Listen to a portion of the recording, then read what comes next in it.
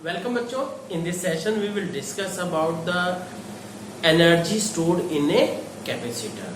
ठीक है, तो अब ये सिंपल सी बात है कि अगर हम कहीं वर्क डन करते हैं दो चीजें हो सकती हैं, या तो कुछ ना कुछ आउटपुट मिलेगा या वो वर्क डन क्या है पोटेंशियल एनर्जी की फॉर्म में स्टोर होगा। Is that clear? जैसे अब सिंपल सा एग्जांपल दे रहा हूं मैं, अगर हम वर्क डन कर रहे हैं यहां से वहां कुछ 100 मीटर जाने में, तो क्या है यहां पे हमें आउटपुट मिला। और अगर हम किसी ऑब्जेक्ट को 10 मीटर ऊपर उठा के दिए या 1 मीटर भी ऊपर उठा के रखे हुए हैं, तो वो क्या है उसके अंदर ग्रेविटेशनल पोटेंशियल एनर्जी स्टोर हो जा रही है। ठीक है, दोनों डिफरेंस समझ में आ रहे हैं ना? तो अब क्या है यहां पे अगर हम क्या है कैपेसिटर के ऊपर कैसे वर्क डन करेंगे, कैपेसिटर को सिंपली क्या है चार्ज देना है। अगर कैपेसिटर को चार्ज दिया जाता है तो वो चार्ज क्या है इलेक्ट्रिक पोटेंशियल एनर्जी की फॉर्म में स्टोर होता है। भाई चार्जेस दोनों पैरेलल प्लेट्स में क्या है चार्ज इकट्ठा हो गया, तो यहां क्या है जैसे एक पे हमने ये दिया है, एक ये पॉजिटिव और ये निगेटिव, तो इसके ऊपर अगर चार्ज दिया जाएगा चार्जेस एक्युमुलेट हो गए, तो यहां से क्या है ये जो अपोजिट चार्जेस का अरेंजमेंट क्रिएट हुआ, there will be electric potential energy. तो पहली बात लिखते हैं क्या, work done to charge a capacitor, charge a capacitor, work done to charge a capacitor will be stored as electric potential energy,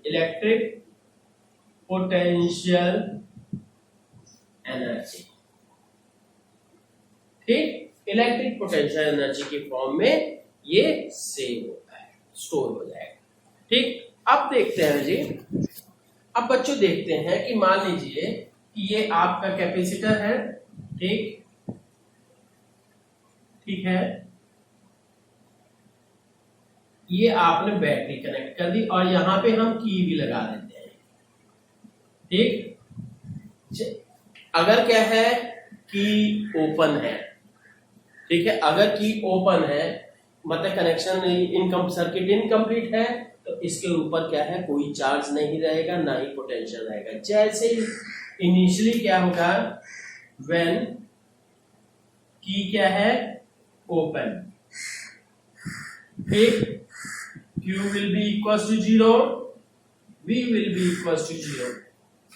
ठीक, अब ये है अगर हम क्या है व्हेन की इज क्लोज्ड, व्हेन ये की इज क्लोज्ड, की को क्लोज कर देते हैं, तब क्या है किसी इंस्टेंट पे हम मान लेते हैं ये हमारा कैपेसिटर हो गया जी, हमने ये की को क्लोज कर दिया। ठीक, तो अब ये है की को क्लोज कर दिया गया, तो यहां पे हम कर देते हैं जी एक और मान लेते हैं किसी इंस्टेंट पे इसके ऊपर चार्ज क्या है Q डैश आ गया और पोटेंशियल डिफरेंस क्या है, धीरे धीरे चार्जिंग होगी ना, तो पोटेंशियल V डैश है। ठीक, एट एनी इंस्टेंट, ठीक, किसी इंस्टेंट पे इसका क्या है इसके ऊपर चार्ज किया Q डैश है और पोटेंशियल V डैश है, तब Q डैश और V डैश के बीच रिलेशन, ठीक, एट एनी इंस्टेंट, ठीक, किसी इंस्टेंट पर क्या हो जाएगा Q dash will be equal to C V dash. Clear? तो अब यहां से हम कर सकते हैं, फिर मान लेते हैं let small charge dq is supplied to it, ठीक, let charge dq is supplied to it, इसको dq चार्ज सप्लाई किया गया, तब क्या हो जाएगा, वर्क डन करने इसके लिए भी स्मॉल वर्क डन, तो dq चार्ज सप्लाई कर रहे हैं। तो अब अब यहां पे क्या है कि वर्क डन और चार्ज और पोटेंशियल के बीच क्या रिलेशन होता है आपको पता होना चाहिए, W equal to Q into V, याद है ना, अभी पढ़े होगे।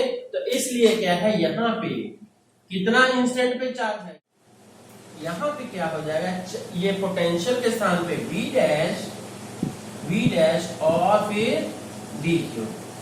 ठीक, अब यहाँ बच्चों ये देखिए इंटीग्रेशन अगर हम करेंगे, ये dq है, ये चार्ज है और ये पोटेंशियल है, अलग अलग क्वांटिटीज हो गई, तो सेम क्वांटिटी में लाने के लिए V डैश की वैल्यू यहां से निकालेंगे। ठीक, since V dash is equal to Q dash upon C, so अब कर देते हैं जी, क्या हो जाएगा कि dW will be equal to Q dash upon C into dQ। अब ठीक, अब क्या कहेंगे, for total work done for complete charging, now total work done for complete charging क्या हो जाएगा, dW जीरो से टोटल वर्क डन, जीरो से W। ठीक, तो यहां पे क्या है, Q dash upon C into dQ। अब जीरो से Q चार्ज तक है, फाइनल चार्ज Q। फिर इसके बाद इसका इंटीग्रेशन तो आपको पता होना चाहिए क्या है, सिंपली W आ जाएगा और फिर इसका क्या है, C कांस्टेंट है, C बाहर आ गया। यहाँ पे Q डैश का इंटीग्रेशन क्या आ गया जी, Q स्क्वायर अपॉन 2। देख लिमिट तो क्या है, जीरो से Q ही, तो इसलिए W will be equal to Q square upon ये। Now this work done will be conserved as electric potential energy. Now this work done will be conserved as electric potential energy। तो यहां से क्या है, तो हम U equal to half Q square upon C कर सकते हैं, दैट विल बी, अब Q इक्वल टू C भी होता है तो हाफ CV स्क्वायर कर सकते हैं। ये दोनों फॉर्मूले आपके लग सकते हैं। अब जहां जैसी जरूरत पड़ेगी उसी हिसाब से हम सब यूज करेंगे। ठीक है, अब बच्चों देखते हैं कि इन सीरीज कॉम्बिनेशन एनर्जी स्टोर्ड इन सीरीज कॉम्बिनेशन, कई सारे कैपेसिटर्स क्या सीरीज में लगा दिए गए, तब क्या है, इन सीरीज सीरीज कॉम्बिनेशन में क्या होता है कि क्या होगा, सीरीज कॉम्बिनेशन में कि कौन सी चीज कांस्टेंट होगी, याद आ रहा है कि इन सीरीज कॉम्बिनेशन, सोचिए जरा क्या होगा, इन ये charge will be constant in series combination, तो charge at each capacitor will be same. ठीक, और सीरीज कॉम्बिनेशन में फॉर्मूला कौन सा लगता है, 1 upon C equals to, and combination का वो क्या हुआ, 1 upon C equals to 1 upon C1 plus 1 upon C2 plus 1 upon C3 ऐसा। ठीक है, ये याद होना चाहिए, अदरवाइज क्या है, बेकार है पढ़ना लिखना है। ठीक, अब यहां से क्या है, ये दोनों चीजें हुई तो हम कौन सा फॉर्मूला लगाएंगे, देखिए Q सेम हो गया, चार्ज सेम हो गया और कैपेसिटेंस का फॉर्मूला, मतलब दो ही चीजें यूज हो रही है, तो कौन सा फॉर्मूला लगाएंगे, अभी हमने लिखा था U equal to half Q square upon C, दूसरा हाफ CV स्क्वायर, कौन सा चीज लगेगा, ये this formula we will use. तो यहां से क्या है, U will be equal to half into, हाँ अब ये है, ये फॉर्मूला यूज किए, फिर इसके बाद क्या है, now final potential energy will be equal to half into Q square upon C। C is the effective capacitance और इफेक्टिव कैपेसिटेंस के स्थान पे हम ये रख देते हैं, तो क्या आ गया, half Q square into 1/C1 plus 1/C2 plus 1/C3 and so on. ठीक है, तो अब क्या है, इसको और सिंप्लीफाई कर देते हैं। Q square upon C1 plus half Q square upon C2 plus half Q square upon C3 and so on. तो इस तरह से हम कर सकते हैं U1, this will be the energy stored in first capacitor, this will be the energy stored in second capacitor and energy stored in third capacitor. It means the total energy stored will be algebraic sum of energy stored in each capacitor in series combination. अब देखते हैं कि इसमें क्या होता है, इसमें parallel combination में। अब बच्चों देखते हैं parallel combination in parallel combination. Parallel combination में क्या होगा, क्या चीज रहती है, कांस्टेंट। पैरेलल कॉम्बिनेशन में याद कीजिए आप सभी, पैरेलल कॉम्बिनेशन में क्या है, वोल्टेज कांस्टेंट होती है, मतलब पोटेंशियल डिफरेंस कांस्टेंट रहता है। ठीक, V will be same for each capacitor। ठीक, हर एक कैपेसिटर के लिए V की वैल्यू सेम रहती है। अब इसके बाद क्या करेंगे जी, V की वैल्यू अगर हर एक कैपेसिटर के लिए सेम है तो Q की वैल्यू, ठीक, और साथ ही साथ पैरेलल कॉम्बिनेशन में कैपेसिटर्स का इफेक्टिव कैपेसिटेंस कैसे निकलता है, C equals to C1 plus C2 plus C3 and so on. ठीक, now total energy will be equals to half into C V square.